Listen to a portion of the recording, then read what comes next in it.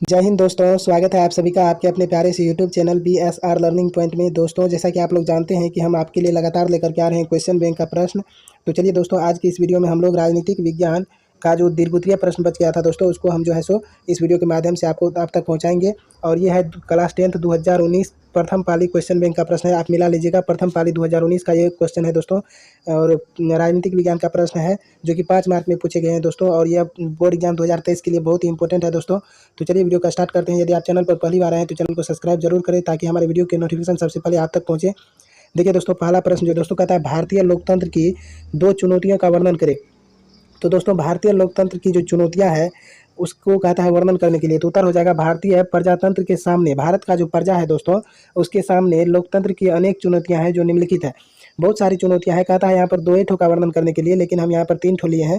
आपको समझने के लिए आपको जो अच्छा लगेगा वो उसे आप एग्जाम में लिख सकते हैं दोस्तों, 2 ही लिखना है। तो यहाँ पर कहता है, भारतीय प्रजातंत्र के सामने, भारत के जनता के सामने जो है लोकतंत्र की बहुत सारी चुनौतियां हैं जो इस प्रकार है। देखिए यहाँ पर पहला चुनौती है दोस्तों जो कि कहता है शिक्षा का अभाव। क्या कहता है दोस्तों? शिक्षा का अभाव। कहता है भारत में शिक्षा की कमी है। भारत में क्या है दोस्तों? शिक्षा की कमी है।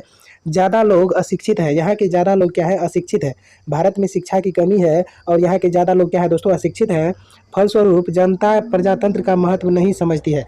जनता जो है, कहने का मतलब है दोस्तों, जो राजनीतिक क्षेत्र के लीडर होते हैं दोस्तों, वो भी थोड़ा मोड़ा बहुत कम पढ़े लिखे होते हैं। वो भी क्या करते हैं कि जनता के यानी कि प्रजातंत्र के महत्व को नहीं समझती है और उसे अपने अधिकारों और कर्तव्यों का सही जानकारी नहीं होने के कारण सरकार के कामों में दिलचस्पी नहीं ले पाती। कहने का मतलब है दोस्तों कि जो नेता बनते हैं या फिर जो भी भारत के जो है सो अच्छे अच्छे राजनीतिज्ञ होते हैं दोस्तों, उसमें शिक्षा का अभाव होता है। ठीक है, और शिक्षा के अभाव के कारण क्या होता है कि वह प्रजातंत्र के महत्व को नहीं समझ पाता है। ठीक है, प्रजातंत्र के महत्व को नहीं समझता है और उसे अपने अधिकार, उसका क्या अधिकार है दोस्तों, और प्रजा जनता का भी बात है कि जनता भी अपने अधिकार और कर्तव्य को सही तरह से नहीं जानता है। यहाँ की जो जनता है वह बहुत सारे अशिक्षित है और जनता अपने अधिकार और कर्तव्यों की सही जानकारी नहीं है जनता के पास, जिसके कारण सरकार के कामों में दिलचस्पी नहीं ले पाती है। सरकार कब कौन से काम करते हैं इससे जनता को कोई मतलब नहीं रहता है, क्योंकि यह जो है अनपढ़ है। ठीक है, तो इसलिए जो है सो शिक्षा का यहाँ अभाव है। तो ये लोकतंत्र की एक ठो प्रमुख चुनौतियाँ हैं। अब देखिए दूसरी चुनौती पर हम बात करते हैं। अगला चुनौती यहाँ पर कहता है कि सामाजिक असमानता। देखिए कहता है सामाजिक असमानता। तो सामाजिक असमानता क्या है दोस्तों? कहता है प्रजातंत्र की सफलता के लिए सामाजिक असमानता जरूरी है। दोस्तों कहता है प्रजातंत्र की सफलता के लिए सामाजिक असमानता समानता जरूरी है। ठीक है, लेकिन यहाँ पर क्या है कि असमानता है। होना क्या चाहिए दोस्तों? समानता होना चाहिए, यानी कि मेल मिलाप होना चाहिए। लेकिन यहाँ पर क्या है कि लड़ाई झगड़ा है एक दूसरे में। कहने का मतलब है कि हमारे देश में जाति धर्म ऊंच नीच का भेदभाव बहुत अधिक है। हमारे देश में जो है दोस्तों जाति धर्म ऊंच नीच का भेदभाव अधिक है। कहने का मतलब कहता है कि वो डोम है, वो दुसाध है, वो चमार है और बहुत तरह की जाति धर्म का जो है सो वार्तालाप होते रहता है। आए दिन न्यूज में आप देखते होंगे, कभी कभी हिंदू मुस्लिम के दंगे हो रहे हैं तो कभी धर्म की बात पर चर्चा हो रही है। तो बहुत सारे जो है सो न्यूज आते रहते हैं। तो यहाँ पर क्या है? असमानता है, समानता नहीं है। समाज के लोगों में सहयोग का अभाव है। क्या है कि सहयोग की भावना नहीं है, सहयोग का अभाव है। और समाज के सभी लोग अपनी भलाई पर विशेष ध्यान देते हैं और समाज के जितने भी लोग होते हैं दोस्तों वो अपनी भलाई पर ध्यान देते हैं। तो ये क्या है? सामाजिक असमानता है। चलिए अब तीसरा कारण को भी देख लेते हैं दोस्तों। तीसरा कारण क्या कहता है? कहता है दोस्तों आर्थिक असमानता। कहता है आर्थिक असमानता। तो देखिए आर्थिक असमानता क्या है? आर्थिक व्यवस्था में भी समानता होना चाहिए, लेकिन यहाँ पर क्या है? आर्थिक असमानता है, जिसके कारण लोकतंत्र की चुनौतियां हैं ये। कहता है भारत में आर्थिक असमानता बड़े पैमाने पर है। कुछ लोग अमीर हैं और क्या कहते हैं यहाँ पर कि अधिकतर लोग गरीब हैं। दोस्तों कुछ लोग क्या है? अमीर है और अधिकतर लोग क्या है दोस्तों? गरीब है। ठीक है, जिसके कारण क्या है कि भारत में लोकतंत्र की ये जो है चुनौतियां बनकर खड़ी हुई है। ठीक है, तो आई होप आप इसको समझ चुके होंगे दोस्तों। ये जो था भारतीय लोकतंत्र की चुनौतियां, तो आई होप आप इस प्रश्न को समझ चुके होंगे जो कि 5 नंबर में बोर्ड एग्जाम में पूछा गया था 2019 में प्रथम पाली में क्वेश्चन।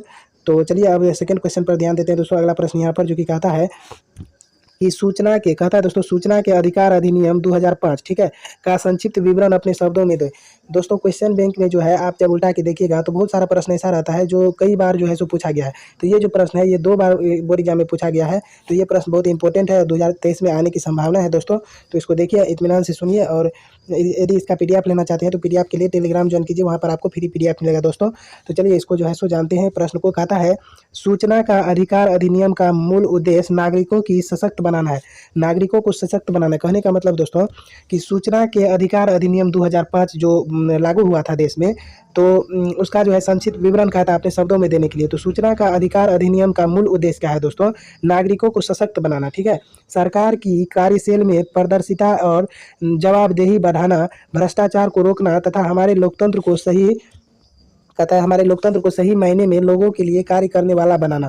कहने का मतलब है दोस्तों, ये जो सूचना का अधिकार अधिनियम 2005 था, इससे क्या होता था कि ये इसलिए लागू किया गया था ताकि देश के जो नागरिक है उसको सशक्त बनाया जा सके, उसको मजबूत बनाया जा सके, उसको सरकार क्या कर रही है, किस क्षण क्या कर रही है, वो सारे अपडेट्स लोगों तक पहुँचता रहे और सरकार की कार्यशैली, पारदर्शिता और जवाबदेही बढ़ाना और भ्रष्टाचार को रोकना। जो भी भ्रष्टाचार हमारे देश में हो रहे हैं या लोकतंत्र में हो रहे हैं, उसको क्या करना, रोकना और हमारे लोकतंत्र को सही मायने में लोगों के कार्य के लिए जो है सो कार्य करने वाला बनाना। ठीक है, चलिए अब कहता है यहाँ पर सूचना का अधिकार अधिनियम। ठीक है, कहता है दोस्तों सूचना, इसी में है दोस्तों पैराग्राफ चेंज करके, सूचना का अधिकार अधिनियम हर नागरिक को अधिकार देता है कि, और यह हर नागरिक को अधिकार देता है, और क्या अधिकार देता है देखिए यहाँ पर, कहता है यह हर नागरिक को अधिकार देता है कि सरकार से कोई भी सवाल पूछ सके, सरकार से कोई भी सवाल पूछ सके, कोई भी सूचना ले सके, और सरकार से कोई भी सूचना ले सके। जैसे मान के चलिए सड़क कहीं पर बनाया गया या फिर पुल बनाया गया, तो कोई भी भारत का कोई भी आदमी सरकार से ये पूछ सकता है कि आपको पुल में कितना खर्चा हुआ, या फिर पुल का क्या एस्टीमेट है, या फिर आप पुल किस तरह से बनाएंगे। तो ये सारी की जानकारी जो है सो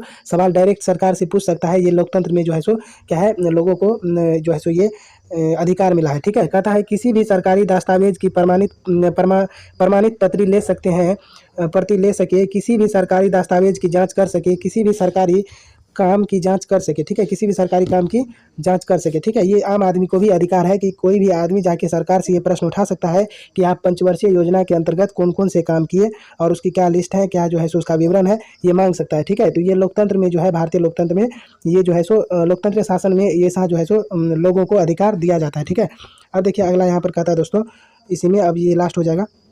कहता है यहाँ पर कि सूचना का अधिकार अधिनियम भारत की संसद द्वारा पारित ये कानून है। दोस्तों यह जो है, यह जो कानून लगाया गया था भारत में, तो यह भारत के संसद द्वारा पारित किया गया कानून है, जो 12 अक्टूबर 2005 को लगाया गया।